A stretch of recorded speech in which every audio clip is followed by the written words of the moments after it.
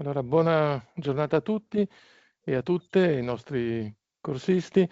L'idea è quella di fare una breve introduzione ai vari interventi che abbiamo schedulato nella giornata di oggi del nostro Master in Intelligence and Emerging Technologies, che è dedicato a un tema molto importante che è quello della sostenibilità. Cosa intendiamo per sostenibilità? La definizione dice soddisfare i bisogni della generazione presente senza compromettere quelli della prossima generazione, della generazione futura. L'Agenda 2030 ha definito 17 obiettivi di sviluppo sostenibile per delineare un nuovo, più performante modello di società che sia basato su criteri sicuramente di una maggiore responsabilità in termini sociali, ambientali e ovviamente anche economici. In questo momento abbiamo, e lo vediamo nel master, in tutte le nostre lezioni, delle nuove dinamiche di tipo geopolitico, ovviamente la situazione in Ucraina con ricadute di tipo energetico, ovviamente sulla disponibilità del gas, la nuova amministrazione americana e altre situazioni in giro per il mondo. L'Italia certamente si sta muovendo verso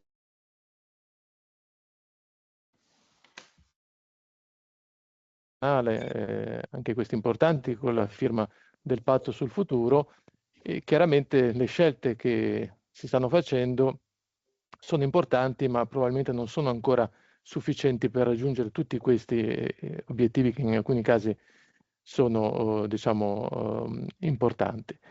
L'idea qual è? L'idea è quella di promuovere un cambiamento di approccio che possa sfruttare quelle opportunità che arrivano anche dalle nuove normative europee che si stanno attuando sulla sostenibilità a partire dalle imprese, a partire dai territori, dall'importanza della rigenerazione dei territori stessi e andando nella direzione di quella che è stata diciamo, una sostanziale modifica della Costituzione del 2022, dove sono stati introdotti appunto l'importanza di tutelare i diritti delle nuove e delle future generazioni. In quest'ottica, certamente la sostenibilità non la possiamo vedere solo come una questione legata all'energia e al clima. Certamente questi due temi sono importanti, ma bisogna vedere, diciamo, la costruzione di uno sviluppo sostenibile a 360 gradi che possa avere sicuramente una visione sistemica e la consapevolezza che ritardi in questa direzione poi possono aumentare un'eventuale futura crisi e anche aumentare quelli che sono i costi della transizione stessa.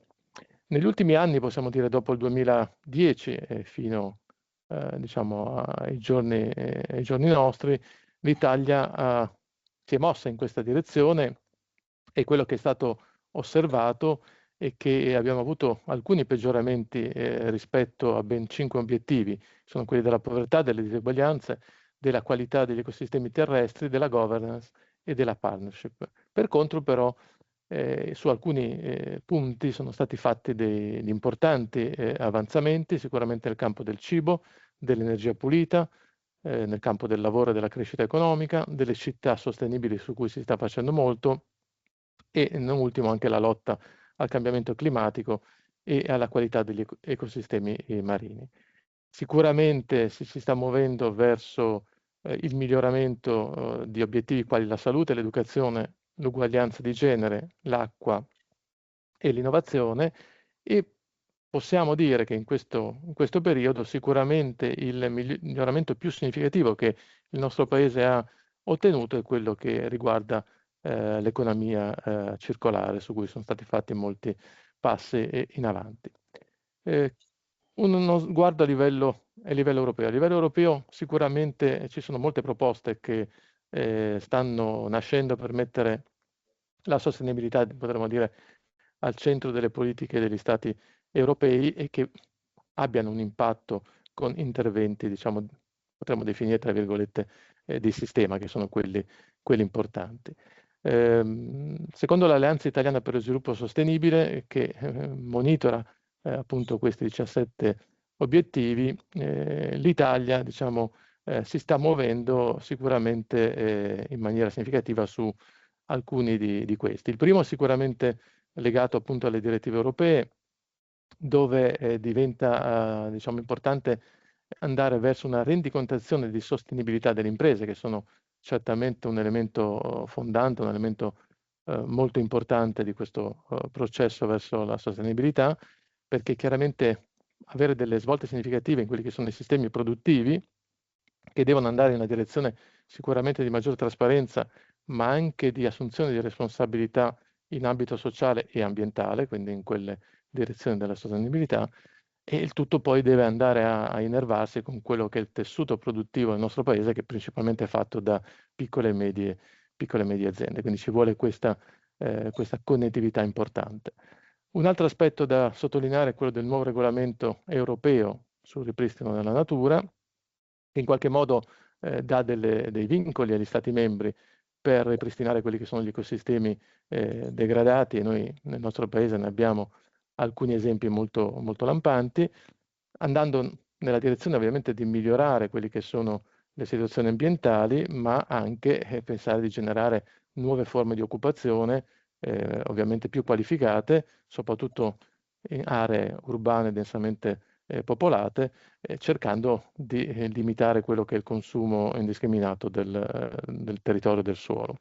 Il terzo aspetto è quello che abbiamo già citato, quello legato alla riforma della Costituzione, che è avvenuta nel 2022 e che ha introdotto appunto tra i principi anche quello di tutelare l'ambiente, gli ecosistemi e la biodiversità, e ovviamente con uno sguardo a quella che deve essere lo sviluppo economico, che non possa essere poi fatto pienamente a danno certamente della salute e dell'ambiente stesso.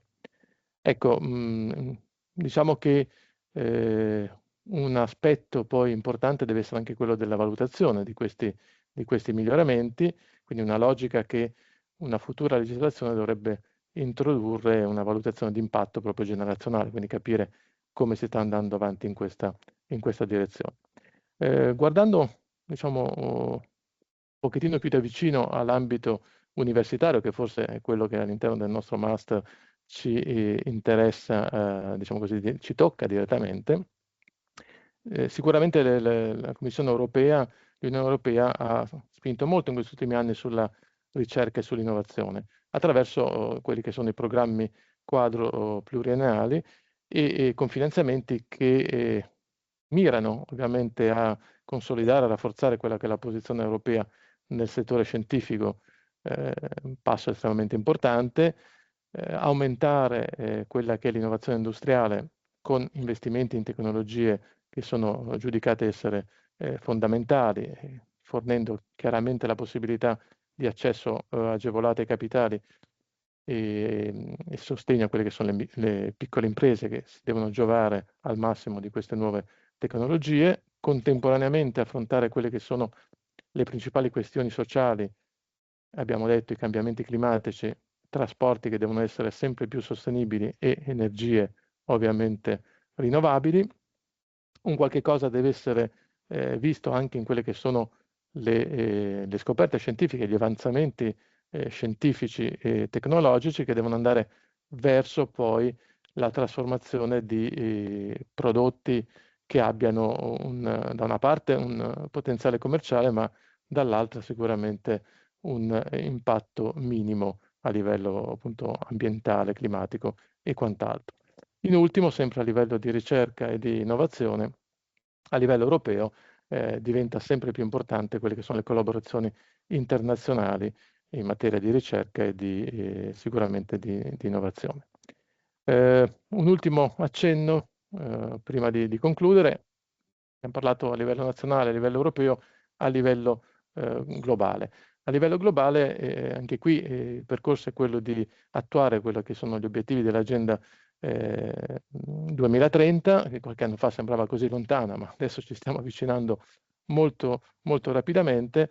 I dati ci dicono che praticamente a 5 anni o 6 anni dalla fine del 2030, circa il 20% degli obiettivi globali che erano stati, diciamo, indicati e che sono monitorati ovviamente, sembrano essere raggiungibili e gli altri in qualche modo diciamo, lontani. E poi c'è da registrare anche dei peggioramenti su alcuni di questi.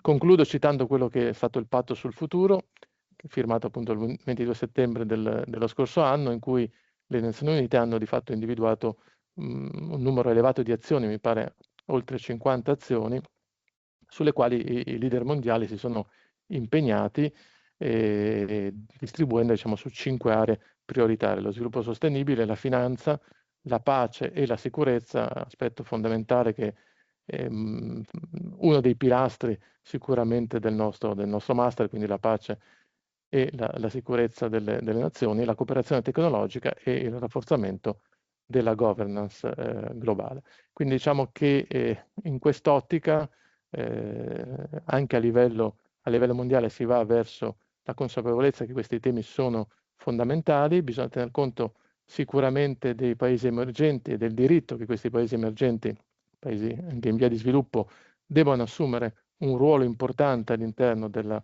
governance mondiale per arrivare a un coordinamento che deve essere assolutamente il più efficace possibile per avere una casa comune europea e, perché no, anche una casa comune mondiale. Ecco, questo diciamo come introduzione alla nostra giornata. Sì, hai messo tutti i temi sul tavolo, ovviamente appunto Sono tanti, ma gli interventi sono mirati ciascuno sull'aspetto istituzionale, uno sarà sull'aspetto imprenditoriale, uno sugli aspetti economici e infine concluderemo con Leonardo Boff con l'aspetto etico appunto legato a questa idea grande della casa comune. Magari Pierluigi, carissimo, vuoi a dire, visto che sei il vero Deus ex machina di tutto questo, e quindi mi sembra giusto che tu dia insomma la tua visione prima dell'intervento del Presidente.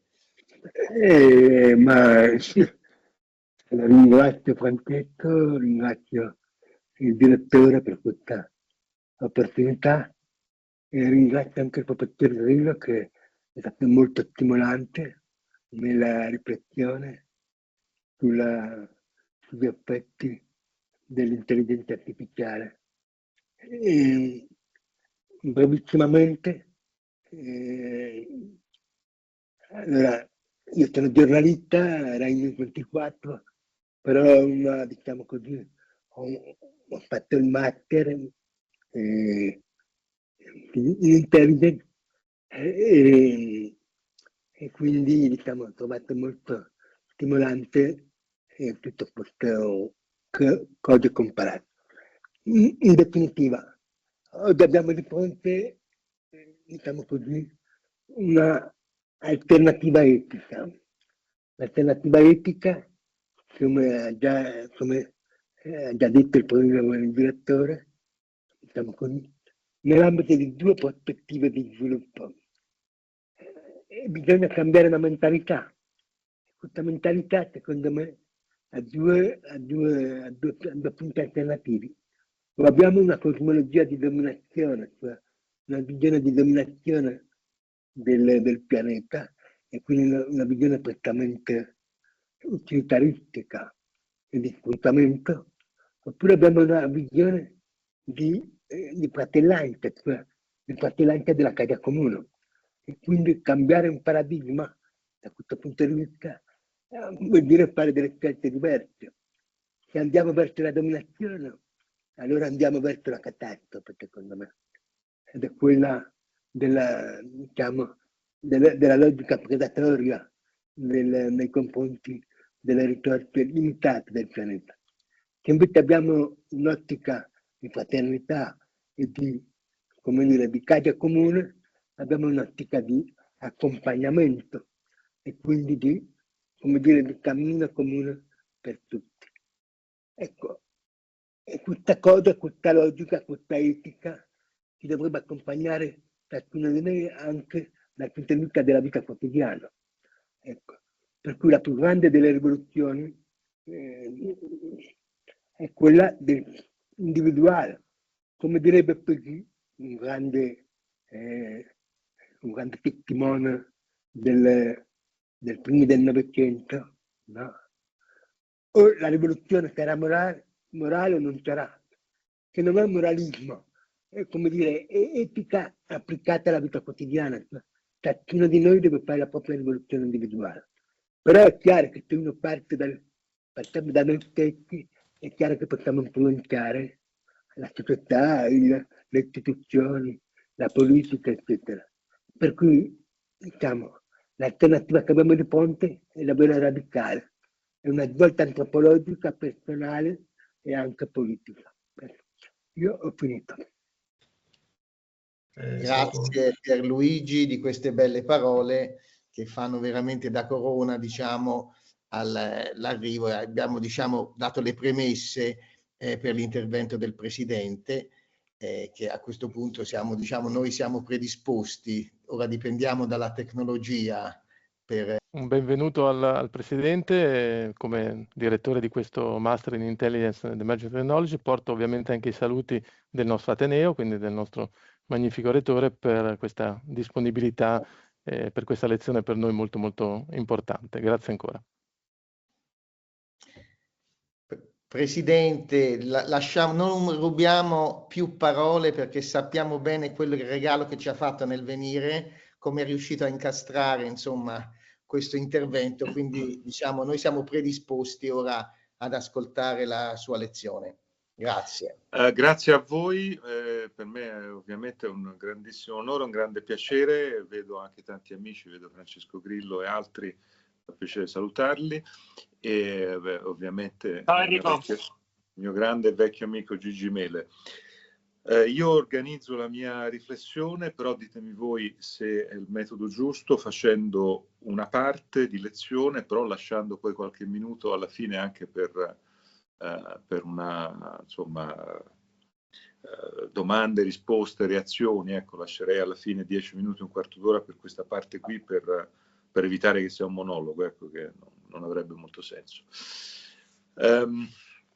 Ovviamente concentrerò la riflessione che vi propongo attorno all'esperienza che ho fatto in questi 2 anni, diciamo 1 anno e mezzo, 2 anni, che sono stati 2 anni nei quali ho riflettuto sul futuro del mercato unico europeo e ho voluto creare un collegamento alla fine di questo percorso molto intenso tra l'integrazione completa del mercato unico europeo e la realizzazione della transizione e in particolare della transizione verde. Quindi quello che qui vi proporrò è la costruzione concettuale che ho voluto mettere alla base di questo percorso e poi le conclusioni concrete di questa riflessione concettuale, sapendo che questa riflessione concettuale è oggi parte di un dibattito, anche un po' di un fuoco incrociato tra le varie posizioni, ma io ne sono fermamente convinto che sia l'unica vera modalità con la quale si possono dare gambe perché la transizione verde possa effettivamente funzionare, perché credo che tutti ci siamo resi conto negli ultimi 5 anni soprattutto, cioè da quando i fenomeni dei Fridays for Future hanno reso evidente a tutto il mondo e in particolare al mondo occidentale che la esigenza di accelerare sulla strada della transizione diventava un fatto particolarmente rilevante. Questa esigenza ha portato a scelte molto impegnative in Europa in particolare, ma non solo in Europa. Questo lo dico perché spesso e volentieri abbiamo un approccio, come sempre, molto coloniale nella testa, cioè pensiamo che noi siamo gli unici che fanno le cose per la transizione, per la difesa dell'ambiente, che invece gli altri sono soltanto inquinatori. In verità, in molti altri paesi del mondo è in corso un'accelerazione senza precedenti, in posti che noi non ci rendiamo nemmeno conto. Ecco, se uno va a Medellin, in Colombia, si rende conto che è una città che nella nostra superficiale mentalità continuiamo ad associare semplicemente ai trafficanti di droga, è diventata una città che sembra di stare in Scandinavia dal punto di vista dell'uso del mezzo pubblico e della capacità di rendere la transizione verde un fatto reale. Ho voluto fare questo ragionamento solo per dire che Il discorso riguarda l'Europa, e qui io parlerò di Europa perché la transizione verde si è costruita attorno a un progetto, che è il progetto del Green Deal europeo, però non è solamente una cosa che riguarda noi. Il fenomeno più interessante del multilateralismo moderno è il fenomeno delle COP, a partire dalla COP di Parigi del 2015, perché mentre il multilateralismo è in crisi dovunque, il sistema delle Nazioni Unite è profondamente in crisi dovunque, il multilateralismo ha trovato, con una forma abbastanza originale, un'evoluzione interessante attraverso le COP, che sono luoghi nei quali negoziano diplomatici, politici, economisti e soprattutto scienziati. E è abbastanza originale questo ruolo che viene dato agli scienziati di mettersi a negoziare per trovare accordi, e trovo questo particolarmente interessante, molto innovativo, una delle cose più innovative e interessanti che stanno avvenendo. Però tutto questo, ecco, torno al punto di partenza, il Green Deal europeo.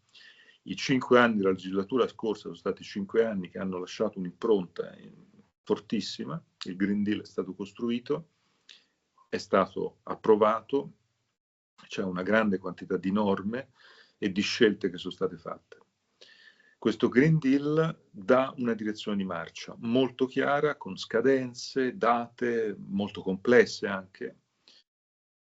Cosa è successo in questa fase di transizione tra la legislatura scorsa e l'attuale legislatura europea? È successo che contestualmente con il passaggio di legislatura c'è stata una tendenza in Europa molto forte, che fa il paio con la tendenza ancora più forte avvenuta negli Stati Uniti, dove uno dei cavalli di battaglia della vittoria elettorale di Trump è sostanzialmente il ritorno indietro rispetto al Green Deal. Non è una scelta di andare avanti in modo diverso o di aggiustare il tiro, è proprio chiaramente un ritorno indietro, un sconfessare molte delle scelte che sono state fatte, è un inno alle fonti energetiche fossili.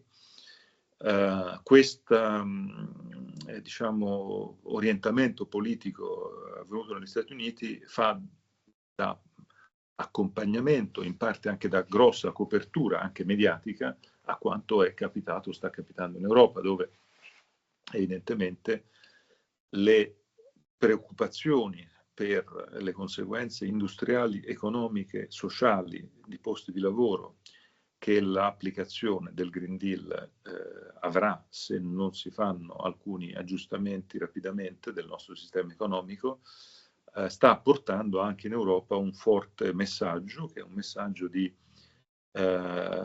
spinta a fermare, a procrastinare, se non addirittura a tornare indietro. Questa spinta è presente un po' dovunque, in Italia è molto forte, ma non soltanto in Italia. Tocca molte categorie di cittadine e cittadini. Io nel lavoro di preparazione del rapporto ho avuto la grande fortuna, la grandissima fortuna di avere il suggerimento da parte di alcune grandi personalità dell'Europa del passato, che mi hanno suggerito di non fare di questo lavoro di preparazione del rapporto un'esperienza solitaria, cioè di non semplicemente limitarmi a condividere la mia saggezza con gli altri, ma semplicemente di fare l'opposto, cioè di cercare di assorbire le idee che in Europa si stanno sviluppando, viaggiando. Mi ricordo perfettamente l'ultimo mio incontro con Jacques Delors, che è scomparso nel dicembre del 23. Io ricevetti questo mandato nell'estate del 23, andai a trovarlo perché da presidente dell'istituto che porta il suo nome avevo il grande privilegio negli anni scorsi di poter andare a casa sua, Rue Saint-Jacques, a Parigi, nel quartiere latino, per poter chiacchierare, fargli domande, avere consigli, anche raccontargli quello che come istituto che porta il suo nome facevamo. Quindi andai a trovarlo per raccontargli di questa cosa, chiedergli suggerimento, e ho sempre impressa nella memoria l'ultimo mio incontro con lui, che fu quello lì, primi di settembre di quell'anno, quando mi disse innanzitutto, diciamo, il frame più importante dell'intero esercizio dal punto di vista intellettuale, che mi disse: ricordati che io feci il mercato unico europeo tra l'85 e il 92, ma fu un successo perché contestualmente costruimmo le politiche di coesione dell'Unione Europea, cioè i fondi strutturali. Non esiste mercato unico di successo se non ci sono parallelamente politiche di coesione, perché il mercato unico dà l'opportunità a chi è forte di vendere prodotti e servizi in un mercato più largo. Ma se non c'è la capacità di andare a aiutare le parti più deboli, sia della popolazione che dei territori, il rischio del mercato unico senza politiche di coesione è un allargamento delle disuguaglianze, non un restringimento. Quindi è uno strumento fenomenale di crescita che, se non ci sono politiche di coesione parallele, rischia di essere un formidabile elemento anche di crescita, ma di crescita disuguale. E poi mi disse anche, nel scrivere questo rapporto, non chiuderti, mi raccomando, dentro un ufficio al Berlaymont. Il Berlaymont è, come sapete, il palazzo per definizione della burocrazia europea, perché è il palazzo della Commissione, nel centro della Rond-Point-Schuman, nel quartiere europeo di Bruxelles. Quindi non ti rinchiudere nel Berlaymont, in un ufficio del Berlaymont, ma viaggia, vai a incontrare le persone, perché il mercato unico in verità sono le persone. E da lì poi mi è venuto l'ispirazione del titolo del rapporto, che poi è anche il titolo del libro che ne ho tratto, edito per il Mulino, traduzione del titolo inglese, perché il rapporto è scritto in inglese, Much More Than a Market, molto più di un mercato, che tra l'altro, lo dico per farvi fare un sorriso, il libro è stato tradotto in francese dall'editore Odile Jacob, che mi ha imposto invece un cambio di titolo. Io pensavo di andare automaticamente su un titolo tipo Bien plus qu'un marché o qualcosa di questo genere, e l'editore mi ha drasticamente fermato, mi ha detto: in Francia un titolo con la parola mercato non vende un libro, quindi eliminare la parola marché dal titolo, e infatti il titolo in francese è diventato un più semplice Des idées nouvelles pour l'Europe. Ma adesso chiudo questa parentesi con cui volevo farvi fare un sorriso per dire che l'altra cosa, che quindi molto più di un mercato, perché sono le persone, quindi mi disse: vai a incontrare le persone nei paesi, visita tutti e 27, e terza cosa che mi disse, me le sono sempre portate dietro queste tre, terza cosa che mi disse fu: nel viaggiare nei 27 non fermarti nelle capitali. E ovviamente mi mandò a nozze, perché a me provinciale di Pisa, come Gigi è provinciale di Spezia, anzi di Spezia, come dico, a Spezia, gli spezzini, perché mi disse: guarda che nelle capitali incontrerai tanti funzionari, tanti ambasciatori che ti diranno tendenzialmente che tutto va bene, mentre invece devi andare nelle province e capire da te quello che va bene e quello che non va bene. Da qui è venuto fuori questo viaggio di 65 città, quindi molte non capitali, più di 400 incontri, 9 mesi in cui ho visitato tutti i paesi europei, dalle quali ho tratto tante indicazioni, tra cui quelle che mi hanno portato a fare la parte del rapporto, che è il cuore del rapporto di cui vi sto parlando, cioè ho recepito il grido di dolore di molte categorie, almeno 3 ne ho incontrate: gli agricoltori, i lavoratori o gli imprenditori nell'industria automobilistica, i proprietari di abitazioni. 3 categorie di persone diverse tra di loro, che tutte e 3 sostanzialmente mi hanno dato un messaggio che posso sintetizzare così. Siamo d'accordo sul Green Deal, la scelta strategica è giusta, ma se devo pagare io personalmente un prezzo troppo rilevante, io non sono in grado di pagarlo e quindi io mi metto di traverso. L'agricoltore, in particolare gli agricoltori, li ho incontrati in Polonia, c'è un capitolo del libro che parla proprio dell'incontro con gli agricoltori polacchi che mi dissero chiaramente in Polonia l'agricoltura è importante. Noi ci troviamo di fronte a due fenomeni che ci cambieranno completamente la vita: il Green Deal che avete deciso a Bruxelles e l'adesione dell'Ucraina fra poco. L'Ucraina, mi dissero, non gioca nello stesso nostro campionato. L'Ucraina gioca in Champions League, noi giochiamo in Serie B, perché l'Ucraina è grande, effettivamente se uno guarda le carte geografiche sono sempre molto istruttive. L'Ucraina è grande come la Francia e l'Italia messe insieme. Gioca sull'agricoltura nello stesso campionato del Brasile, del Canada, della Russia, cioè altro campionato rispetto a noi. Quindi è evidente gli agricoltori polacchi che mi dicono a Bruxelles voi prendete due decisioni che sostanzialmente ci ammazzano, a noi agricoltori polacchi, quindi noi ci mettiamo di traverso, punto.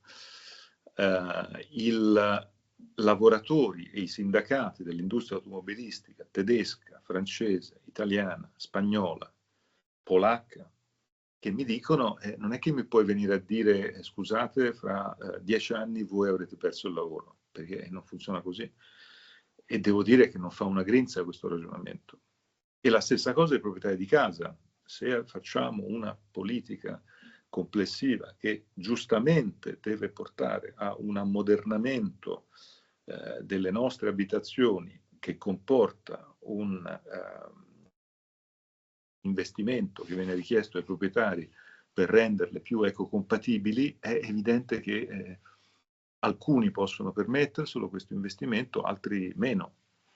Quindi è evidente che cosa? Che siamo arrivati a un momento in cui il Green Deal ha bisogno di un accompagnamento politico, finanziario, e vi consiglio la lettura di un rapporto straordinario che ho usato moltissimo, uscito nel 23, scritto da due economisti francesi, Jean Pisani-Ferry e Selma Mahfouz, che è un rapporto che sostanzialmente dice: noi vogliamo il Green Deal, siamo a favore del Green Deal, ma vogliamo anche qui identificare i costi del Green Deal, i costi politici e i costi finanziari, perché se non sono identificati questi costi e se non sono affrontati soprattutto, il Green Deal troverà ostacoli che lo renderanno inattuabile.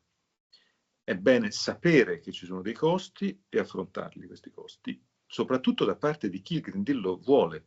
Quindi io mi sono molto mosso sulla scia di queste riflessioni, questi economisti, e quindi ho voluto provare a fare un'operazione intellettualmente ardita, che è quella che vi propongo, che vi sto proponendo, cioè di legare il completamento del mercato unico al finanziamento del Green Deal. Perché e come? Voi avrete visto che anche Mario Draghi nel rapporto sulla competitività ha indicato la necessità di trovare risorse europee per finanziare i nuovi bisogni che in Europa ci sono. Lui addirittura lo ha cifrato in 800 miliardi di euro l'anno. Io mi sono limitato, anche perché il mandato che avevo ricevuto dal Consiglio europeo era diverso e più limitato rispetto al suo. Il mio mandato era di scrivere un rapporto su come integrare il mercato unico europeo, quindi mi sono limitato a questo, ma ho trovato l'opportunità di creare un legame tra l'integrazione del mercato unico e il finanziamento della transizione verde, partendo dalla considerazione del fatto che ora che finisce Next Generation EU, che terminerà alla fine dell'anno prossimo, l'Europa si ritrova con il vecchio bilancio asfittico del pre-Next Generation EU, che è un bilancio, come sappiamo tutti, dell'1,1% del PIL europeo, quindi un bilancio veramente minimo, e con questo bilancio non ci si può minimamente sognare di finanziare i beni comuni, che sempre di più sono oggi bisognosi di scelte comunitarie, sovranazionali. Sono anni ormai che sostanzialmente viviamo in una grande finzione, la finzione di pensare che lo Stato nazionale continua a fare quello che ha sempre fatto da Westfalia in poi, cioè garantire i bisogni essenziali del cittadino, che essi siano la difesa, che essi siano la salute, che essi siano l'istruzione, ma in verità sempre di meno lo Stato nazionale garantisce questi diritti e sempre di più il cittadino è solo, basta pensare cosa sta succedendo in tutti i paesi europei sulla sanità, sull'istruzione e soprattutto sulla difesa, dove la nostra sicurezza non sono certo gli stati nazionali o lo Stato nazionale che sarà in grado di garantirla, anche per sicurezza non è solamente le armi alle frontiere o gli eserciti, il nostro esercito alla frontiera, ma è molto di più, è sicurezza in termini di cyber security, è sicurezza in termini di indipendenza energetica, in termini di avere un sistema finanziario che regga, eccetera, eccetera. Quindi tutto questo per dire che i beni comuni formalmente pensiamo che sia lo Stato a finanziarli, ma in verità lo Stato li sta finanziando sempre di meno. E abbiamo bisogno di trovare una via europea per finanziarli. In parte Next Generation EU è andata in questa direzione, ma finisce. Oggi abbiamo per la prospettiva futuro bisogno di scelte europee. La difesa è quella principale, è in questo momento la più urgente perché è evidente quello che sta succedendo, ma anche tutte le altre. Il Green Deal e l'innovazione, quindi transizione verde, transizione digitale, transizione giusta, sono l'altro grande bene pubblico che ha bisogno di un finanziamento che lo Stato a livello nazionale non è in grado di riempire, di fare da solo. L'Europa è divisa in due, questo è stato, diciamo, dico una cosa banale che sapete tutti, ma insomma per me è stato il risultato del viaggio che ho fatto, è stato constatare che l'Europa è divisa in due. Ci sono paesi come l'Italia, la Francia, la Spagna, il Portogallo, la Grecia, il Belgio, che sono a favore per finanziare la transizione, così come finanziare gli altri beni comuni che ho detto, l'innovazione, la difesa, è a favore di un nuovo Next Generation EU, di un nuovo grande PNRR.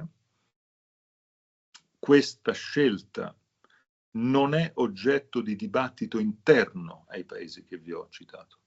Destra e sinistra sono sostanzialmente d'accordo in Spagna, dove Sánchez e Feijóo se ne dicono di tutti i colori, si detestano, però alla fine dicono la stessa cosa su questo. La stessa cosa accade in Francia, dove un po' le parti politiche sono sostanzialmente d'accordo, idem in Italia. Il problema è che i paesi del nord Europa, gli scandinavi, i baltici, l'Olanda, la Germania stessa, io vengo da Berlino dove ho passato la giornata di ieri in caos politico che francamente non mi aspettavo, ho fatto varie cose in università, varie cose istituzionali, ho incontrato il ministro delle finanze, insomma mi sono reso conto che la Germania è su una posizione molto diversa da quella di Francia, Spagna e Italia. È su una posizione nella quale alla fine i grandi partiti sono d'accordo sul fatto che ci vogliano finanziamenti per la transizione, ma che questi finanziamenti non debbano fare oggetto di fiscal capacity europea, cioè non debbano fare oggetto di politiche di indebitamento comune europeo come è Next Generation EU, ma devono essere trovati attraverso fondi privati e la moltiplicazione, la mobilitazione di risorse private e attraverso aiuti di Stato nazionali legati alla capacità di ogni paese di aver fatto i suoi doveri o il suo risparmio e di usare i suoi fondi cosa che evidentemente è la stessa negli altri paesi del nord Europa, e tutto questo crea un grandissimo problema, perché evidentemente non c'è un'intesa tra i 27. Il grande rischio qual è? È che siccome questa intesa non si trova e allo stesso tempo il dibattito interno ai paesi non c'è, perché su posizioni diverse tra nord e sud, ma sono dentro i singoli paesi tutti d'accordo, che alla fine non si affronti il problema, si posponga, si faccia un discorso semplicemente di aggiustamenti di regole sul Green Deal. Si sposta una data, si alleggerisce una cosa, ma non si va alla radice del problema. La radice del problema è quello che ho cercato di citare, cioè come si finanzia questa ingente quantità di risorse, che è l'unico modo per poter venire incontro a quelle categorie di cittadini e cittadini che vedranno la loro vita, il loro lavoro cambiato e che hanno bisogno di un accompagnamento sia per diciamo un reskilling, un upskilling delle loro capacità professionali, sia investimenti in politiche industriali, sia investimenti in agricoltura di qualità, insomma tutte le cose che sapete. La mia proposta qual è? Evidentemente io sono a favore di un nuovo Next Generation EU. Se mi doveste chiedere cosa pensi in astratto, non ho dubbi. Ma siccome non è la strada, perché non c'è un'intesa tra i 27, e francamente non voglio sperare che arrivi un nuovo meteorite come il Covid per obbligare tedeschi e olandesi ad accettare un nuovo Next Generation EU. Ho fatto una proposta che è una proposta che per me dovrebbe portare tutti a bordo, e cioè la proposta di costruire sostanzialmente attorno a 3 grandi capitoli una capacità di finanziamento dei beni comuni che metta insieme da una parte la mobilitazione dei finanziamenti privati attraverso, e qui gioca il mercato unico europeo, la costruzione di un nuovo progetto che io ho chiamato l'Unione dei risparmi e degli investimenti, la Savings and Investments Union, che dovrebbe sostituire, anzi che sostituirà, perché la Commissione europea, la von der Leyen, nella comunicazione di mercoledì ha comprato sostanzialmente quest'idea che c'è nel mio rapporto, che dovrebbe sostituire la vecchia Capital Markets Union, cioè l'unione dei mercati dei capitali, che era il mercato unico, come sapete, è il mercato delle 4 libertà di movimento di beni, servizi, persone e capitali. Di queste 4 i beni si muovono in modo efficiente in Europa, le persone si muovono in modo abbastanza efficiente in Europa, i servizi si muovono in modo così e così in Europa, i capitali si muovono malissimo in Europa, perché si è voluto tenere 27 mercati di capitali frammentati. Ogni paese ha la sua Consob, ogni paese ha la sua borsa. La conseguenza di tutto questo è che stiamo diventando ognuno piccolo e siamo diventati dal punto di vista finanziario sostanzialmente una colonia degli Stati Uniti. Questo non è il tema della nostra conversazione di oggi, ma insomma nel rapporto e nel libro trovate tutta una serie di riflessioni su questo punto. Ma il tema qui qual è? È che l'unione dei servizi finanziari, quindi la libertà di circolazione dei capitali, se effettivamente costruita, renderà possibile, attraverso tutte le proposte che faccio nel rapporto, di creare quello che oggi non esiste, cioè un ponte tra i risparmi degli europei, interpretati in un mercato unico del risparmio, e quindi non in 27 mercati nazionali del risparmio, con degli strumenti finanziari europei che diano al risparmiatore maggiori interessi e quindi una spinta a mettere i propri risparmi dentro questi strumenti europei che diano maggiori interessi garantiti, e consentano questi risparmi di utilizzarli finalizzati a investimenti nella transizione. Non è molto diverso da cose simili che negli Stati Uniti hanno fatto in questi anni con IRA, quindi il grande progetto che sta finanziando e ha finanziato l'industria verde, ma soprattutto è un modo per limitare la fuga dei nostri risparmi che stanno andando negli Stati Uniti. perché uno dei dati maggiori che io uso nel rapporto, nel libro, è questa cifra di 300 miliardi di euro l'anno, che sono i risparmi degli europei che se ne vanno nel mercato finanziario americano, dove diventano azioni che rafforzano le imprese americane, che tornano in Europa a comprarsi le imprese europee con i soldi dei risparmiatori europei, e si chiude il cerchio del suicidio dell'Europa frammentata. È una condizione sulla quale noi dovremmo trovare i soldi, ma invece li mandiamo via i soldi. Quindi il ragionamento è quello di costruire questo ponte, questi strumenti, che ovviamente non è che il risparmiatore lo obblighi a mettere i soldi lì, gli devi dare un interesse a mettere i soldi lì, quindi va costruito con incentivi fiscali ad hoc, ma con poi la possibilità di usare quei risparmi per finanziare con modalità istituzionali, quindi usando molto gli strumenti anche istituzionali, che sono quelli che garantiscono di più, quindi le casse depositi e prestiti, quindi la Banca Europea degli Investimenti, e riuscire ad avere quei capitali per finanziare una parte di quelle risorse necessarie per la transizione. Questo è il primo capitolo. Il secondo capitolo è quello di fare finanziamenti comuni per la difesa, che ovviamente non c'entra nulla con la transizione, ma c'entra con il terzo capitolo. Perché se si fa il primo, se si fa il secondo, si sono create le condizioni per convincere i paesi del nord a fare anche il terzo. E il terzo qual è? Il terzo ovviamente è un pezzettino di Next Generation EU, cioè un pezzettino di capacità fiscale comune basata su finanziamenti comuni europei, che però potrà esserci, secondo la mia analisi politica, solamente se ci saranno i primi due.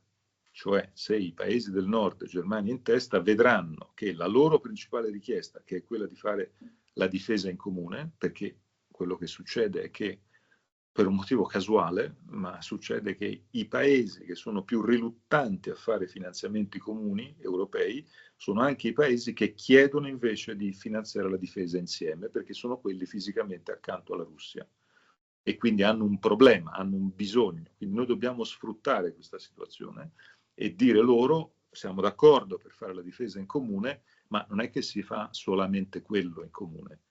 Una volta che si decide che si fa la difesa in comune, si fa anche l'innovazione e la lotta al cambio climatico in comune.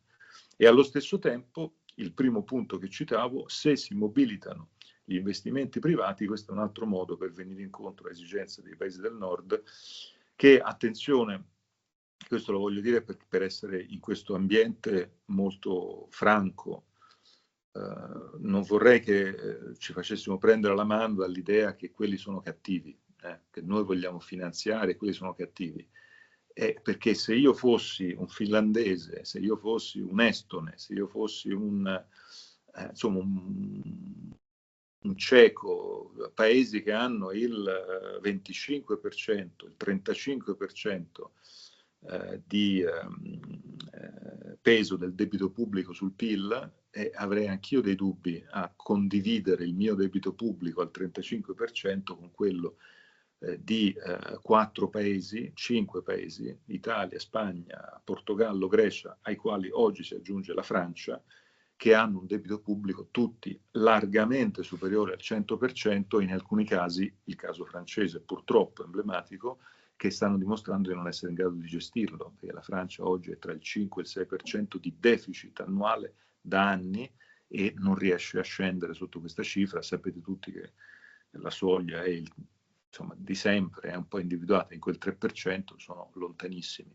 Quindi tutto questo per dire che il dubbio di questi paesi a condividere il debito pubblico con noi, non è che possiamo considerare che sono cattivi per questo, perché il nostro debito pubblico, noi che siamo diciamo il paese cattolico per eccellenza e quindi il paese del perdono, noi ci siamo già perdonati tutti tra di noi. Il debito pubblico non è più un problema, come sappiamo, nel dibattito pubblico italiano da anni, e i poveri illusi che continuano a porlo, come il sottoscritto, sono considerati dei rompiscatole e basta. E il debito pubblico è un problema immenso, enorme, e torna, come è noto, in una fase come questa perché il non detto di tutte le discussioni è il debito pubblico e l'ostacolo a tutto quello che vi ho raccontato fino adesso è il debito pubblico. Se avessimo tutti un debito pubblico più basso, questa discussione non la staremmo facendo, questi ostacoli non esisterebbero,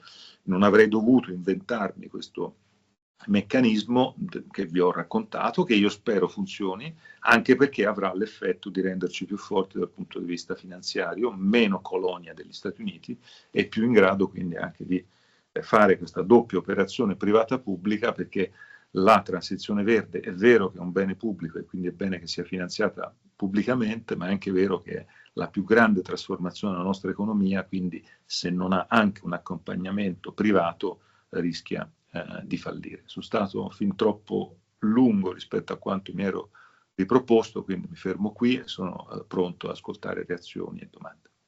No, intanto la ringraziamo anche per averci in un certo senso dato il quadro entro cui poter sperare, no? Cioè c'è una proposta, questi 3 pilastri e anche una consecutio temporum che può permetterne, diciamo, l'accettazione politica, perché poi alla fine c'è un momento in cui bisogna mettersi al tavolo e avere la scansione del tempo su cui concordare poi i passi.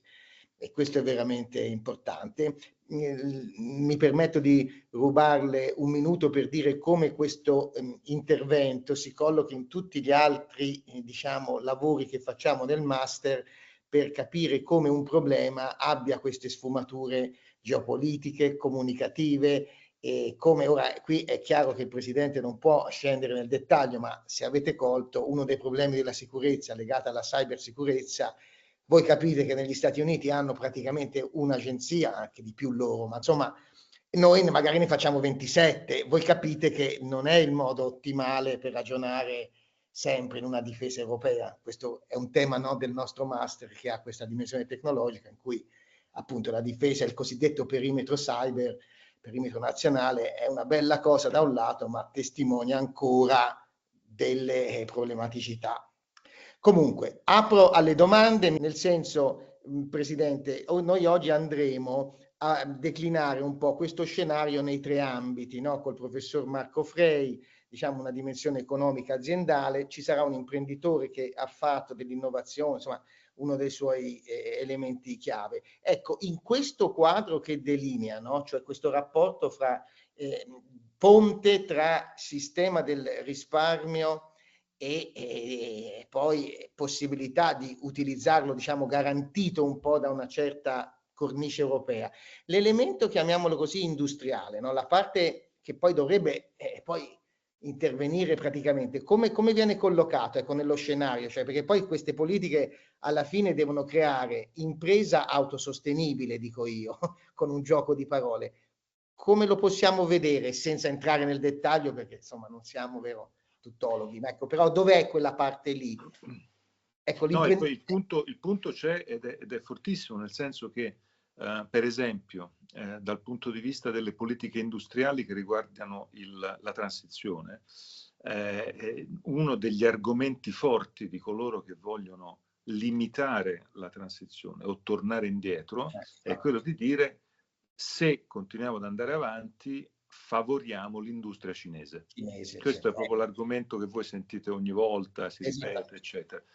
Perché oggettivamente i cinesi hanno fatto molti investimenti in questo senso e è anche molto difficile, sono operazioni di... Qual è il punto che qui voglio citare? Il fatto che c'è un problema di dimensione, stiamo parlando di temi sui quali o si è in grado di giocare nella competizione globale oppure si fatica, e la frammentazione in 27, come lei ha appena detto prima, è il grandissimo limite su questi temi. Tenete conto che, questo non l'ho detto prima, ma insomma il cuore del mio rapporto, oltre a questo ragionamento, è la identificazione del non completamento del mercato unico come uno dei principali problemi europei di competitività. Noi abbiamo fatto negli anni 90 la famosa Unione Economica Monetaria, la Economic and Monetary Union, EMU. Di tutto questo la M è stato un grandissimo successo, l'euro. Oggi non c'è nessuno che mette in discussione l'euro ha un sostegno del 75% della popolazione europea e ci rende forti e uniti a livello globale. È la E che non ha funzionato, perché non la si è fatta sostanzialmente. Per motivi politici si è voluto. Io ho identificato 3 macro settori: telecomunicazioni, energia, servizi finanziari, che sono i 3 settori nei quali non a caso qualunque imprenditore o qualunque esperto di questi 3 settori, voi avrete la possibilità di dialogare con lui o con lei, sentirete una persona che vi parlerà di un mercato nazionale dal punto di vista delle regole di mercato, perché l'autorità di riferimento per ognuno di questi 3 settori è un'autorità nazionale. Il mercato finanziario ha la Consob, il mercato delle telecomunicazioni ha l'autorità delle telecomunicazioni, il mercato dell'energia ha l'autorità dell'energia e il gas, e ce ne sono 27 di queste qui. Non esiste un'autorità europea in questi campi. Questa frammentazione è figlia di che cosa? Della volontà dei grandi Paesi membri di rimanere in controllo dei loro sistemi nazionali. Questa scelta è stata la scelta più è stato veramente un suicidio politico, perché questo, diciamo, sovranismo economico che è stato portato avanti un po' da tutti, qual è l'effetto? È l'effetto che siamo ormai diventati troppo piccoli, perché in questi 20 anni la Cina e l'India sono cresciuti a tal punto, gli altri BRICS, che ci troviamo in una condizione oggi in cui non siamo minimamente in condizione di competere come singoli Paesi membri. Quindi in questo senso le politiche industriali devono essere spostate sul livello europeo. Chi pensa di poter fare politiche industriali nazionali non ha capito il senso della cosa. Io dico sempre, e mi fermo su questa risposta, qualunque ragionamento facciamo su questi temi deve partire da una considerazione fattuale, che è la seguente. L'Italia, quando è nato il mercato unico europeo, era economicamente importante come la somma di Cina e India messe insieme. È un'affermazione che vi fa sorridere o che magari qualcuno penserà che è falsa, che è una fake news, ma è la verità. Quando nasce il mercato unico, l'Italia è più grande di Cina e India messe insieme. E questo vale per i grandi Paesi europei, la Germania, la Francia, uguale. Quindi vuol dire che allora si è deciso di rimanere nazionali in quei settori e si è rimasti nazionali, ed è stato il più grande errore, perché cinesi, americani, indiani ci stanno battendo, quindi oggi bisogna spostarle sul livello europeo queste dinamiche. Grazie. Dottor Russo, prego la domanda.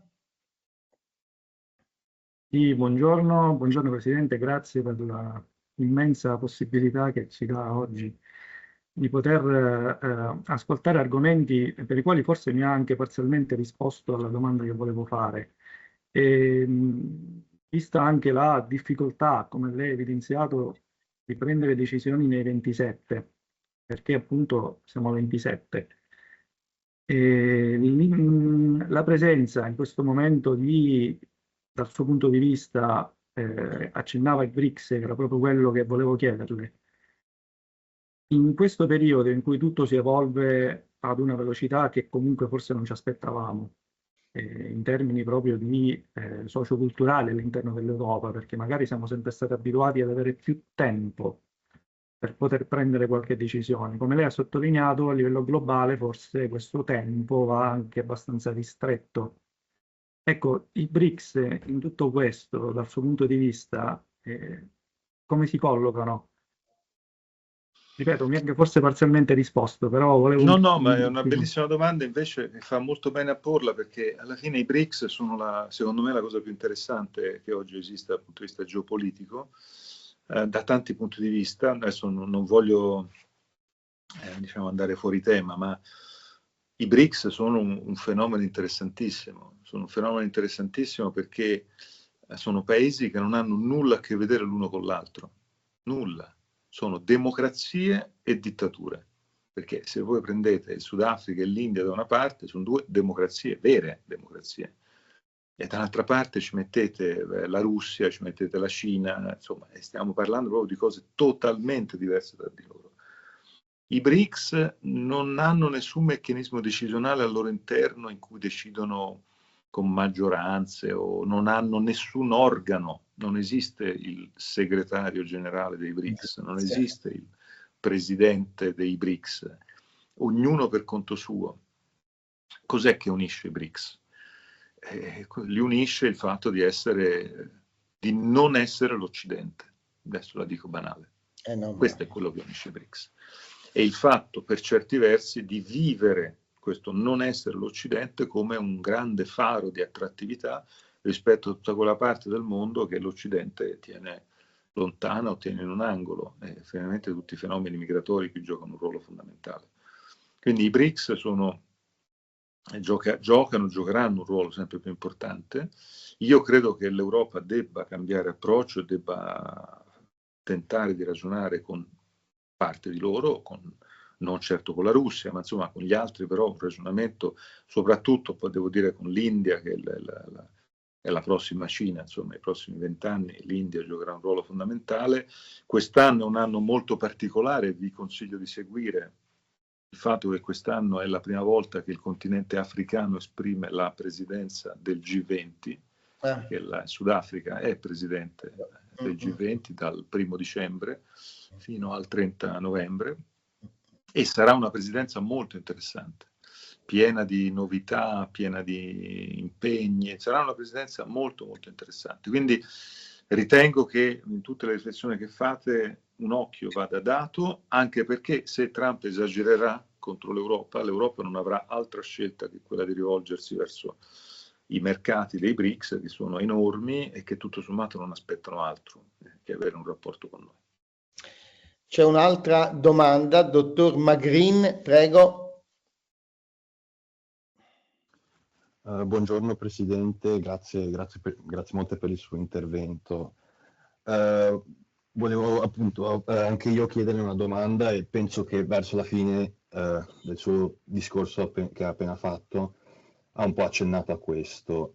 Con il nuovo governo negli Stati Uniti e la narrativa di quest'ultimo verso la NATO, verso i dazi, la Russia, la crisi, insomma lì, le tensioni, data la guerra in Ucraina principalmente, ma insomma tensioni che sono un po' cresciute anche negli anni prima, e per usare un po' un inglesismo, ecco, la decoupling con la Cina, che potenziale diplomatico e militare ha l'Europa per, come dire, avanzare e salvaguardare la sicurezza economica e strategica del continente? Grazie. Questo tema mi porta a un altro degli argomenti che ho parzialmente trattato nel rapporto, che è quello della integrazione, della costituzione di un mercato comune della difesa. Io parlo di un mercato comune della difesa.